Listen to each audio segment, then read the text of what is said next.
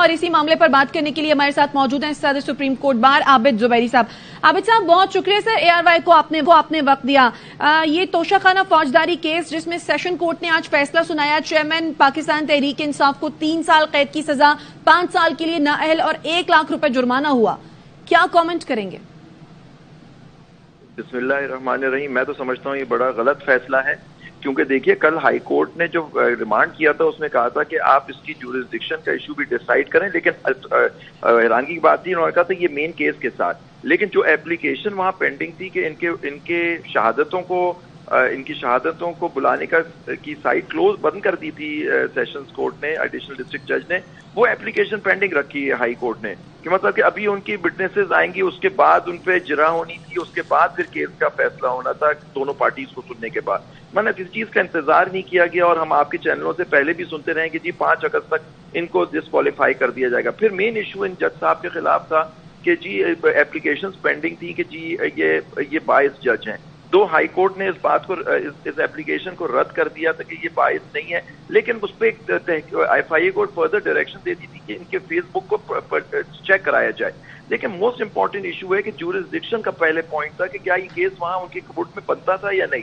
تو اب یہ دیکھنا ہوگا, فیصلہ میں نے نہیں دیکھا کہ انہوں نے اس کو ایک ساتھ کیسے چلا کے پہلے کہا ہوگا کہ جی میرے پاس جورسڈکشن ہے اور فیصلہ کر دیا. اور مجھے نہیں لگتا کہ ان کے وکیل کو PTI کے وکلا کو سنا گیا ہے, کیونکہ اتنی جلدی فیصلہ آ گیا, کیونکہ ابھی تو بحث باقی تھی, یا تو موجود نہیں تھے یا ان کو سنا نہیں گیا. اور دوسری بات, یہ ایپلیکیشن پینڈنگ تھی کورٹ میں کہ جی ان کی شہادتوں کو ابھی پیش کرنے کی اجازت ملنی چاہیے یا نہیں.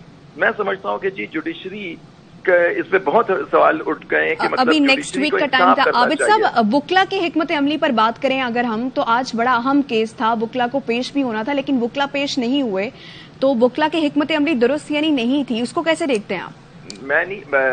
مجھے نہیں معلوم, اگر پیش نہیں ہوئے تو ان کو پیش ہونا چاہیے تھا, کیونکہ وہاں کیس رکھا تھا آرگیومنٹ کے لیے, اور ان کو جا کے وہ بتانا چاہیے تھا وہاں. مجھے نہیں معلوم کہ وہاں ہوا کیا ہے, میری کسی وکیل سے بات تو نہیں ہوئی ہے, جو وہاں لوگ ہوں گے وہ بہتر بتا سکتے ہیں کہ جی اگر فرض کریں وکیل پیش بھی نہیں ہوئے تو اتنی جلدی کیا تھی, جج کیس رکھ لیتے تھوڑی دیر. لیکن جو بات حیرانگی کی ہے کہ آپ دیکھیے ابھی تو انہوں نے ان کو سزا دی, سزا کہ ابھی ججمنٹ آئی نہیں, وارنٹ ایشو نہیں ہوئے, اسلام آباد روکا گیا تھا. عابد صاحب روکا گیا تھا سماعت کو, تھوڑی دیر کے لیے کہا گیا تھا کہ خواجہ حارث صاحب اس وقت مصروف ہیں. عدالت انصاف کے اوپر مبنی ہوتی ہے, یہی ہماری لیکنگ ہے ہمارے کورٹس کے اندر کہ انصاف نہیں ہوتا. جب بھی آج ہماری تاریخ ایسے فیصلوں سے بھری پڑی ہوئی ہے, ایون نواز شریف صاحب کے آپ دیکھیں جو ان کو ڈسکوالیفائی کیا, اس پہ بھی سیریس سوالات ہیں.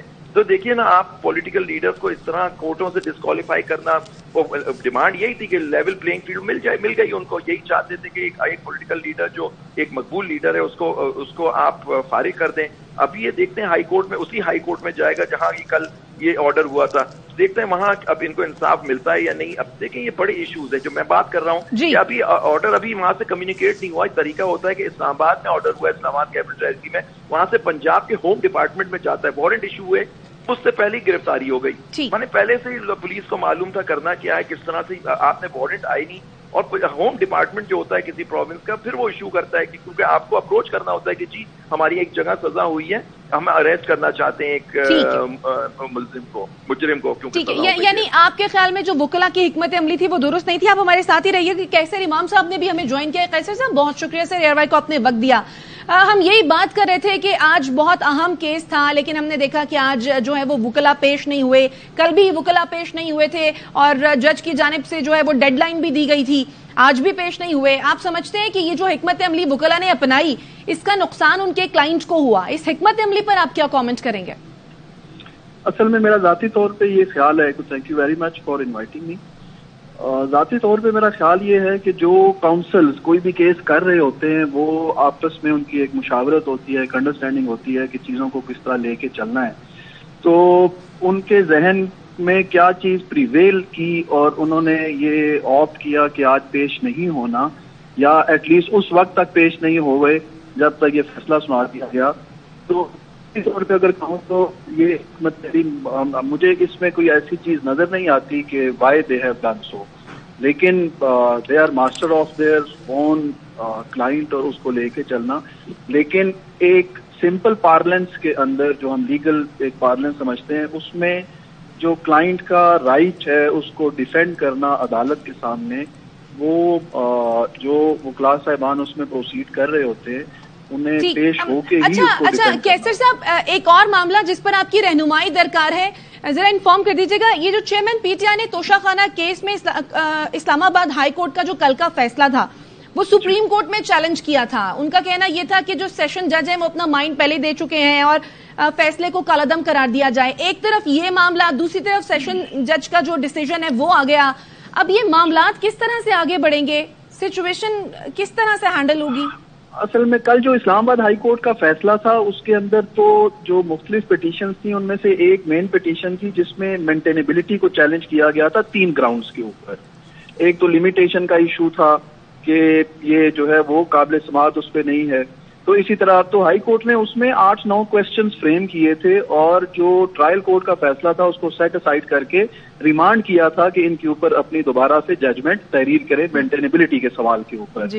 تو وہ جو اپلیکیشن ہے وہ آج صبح کے لیے ہم قانون میں یہی کہتے ہیں کہ جب معاملہ ریمانڈ ہوتا ہے تو وہ پھر دوبارہ سے ٹرائل کورٹ میں زیر سماعت سمجھی جاتی ہے. تو اس کی موجودگی میں ان سوالات کا جواب دیے بغیر فائنل ججمنٹ جو ہے وہ پاس کی گئی. اسی طرح جو اپلیکیشن دی گئی تھی ڈیفینس وٹنسز کے حوالے سے وہ ہائی کورٹ میں چیلنج ہوئی تھی اور اس میں نوٹس ہوا تھا نیکسٹ ویک میں. تو اس طرح جب یہ فیصلہ فائنل ایک ایڈجوڈیکیشن ہو جاتی ہے کسی بھی کیس کے اندر جس میں بہت ساری اپلیکیشنز پینڈنگ ہوتی ہیں مختلف فورمز پہ، تو پھر وہ سارے سوال جو ہیں وہ یکجا ہو جاتے ہیں ایپلیٹ کورٹ کے سامنے. تو جب یہ اس معاملے کی اپیل جو ہے وہ ہائی کورٹ میں فائل کی جائے گی اور ہائی کورٹ اس کی سماعت کرے گی تو یہی سارے سوال کے جو پینڈنگ کر کے یا ریمانڈ کر کے بھجوائے گئے تھے اور ان سے پہلے ہی فائنل ججمنٹ سارے سوالات اپیلیٹ ٹریبیونل میں پیش کیے جائیں گے. قیصر امام صاحب اور عابد زبیری صاحب ہمارے ساتھ موجود تھے. آپ دونوں کا بہت شکریہ.